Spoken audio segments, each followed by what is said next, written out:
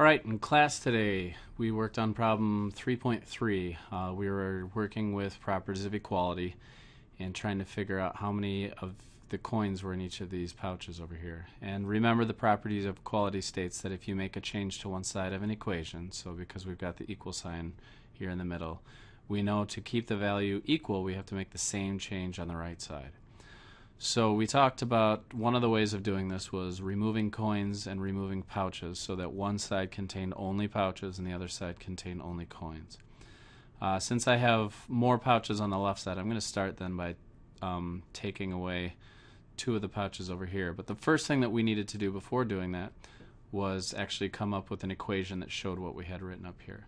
We said that for each of the unknown values of the pouches, we would represent that with an x.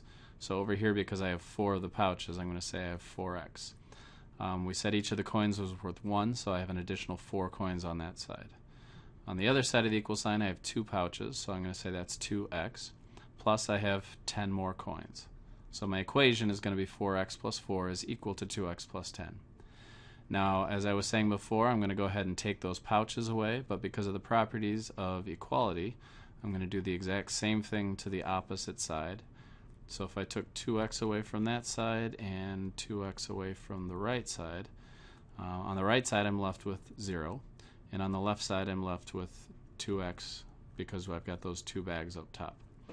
So I'm going to rewrite the equation down here as 2x plus 4, because I still have those 4 coins, being equal to just the 10. I no longer have the 2 pouches up there.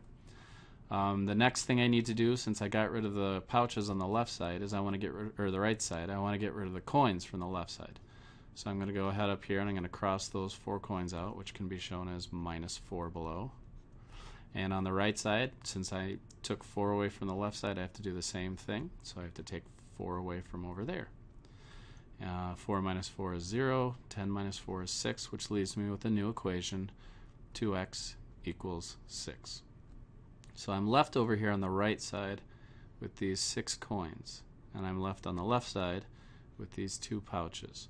And since I know that each of those 2 pouches has to contain the same amount of coins, I'm going to split these 6 coins into 2 equal sized groups. So really what I did right there is I divided that 6 down below by 2,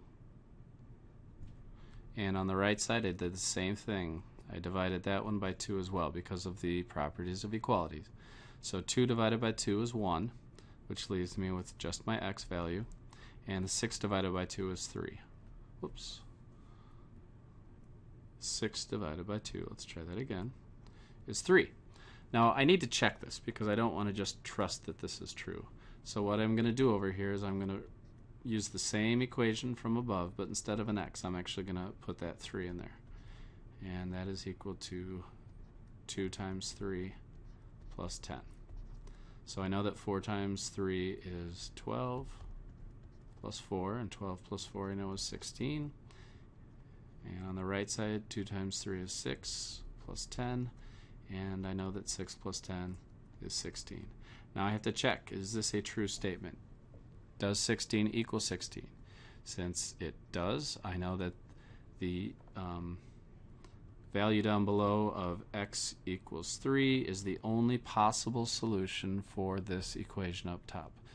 That tells me that my answer is correct. Any other number that I plugged into the equation over here on the right would have given me a different number on the left side than I had on the right side, which would mean that it's a false statement, and therefore that answer would not be correct. Hopefully this has helped you. You should start to see some more videos showing moving away from the coin and pouch.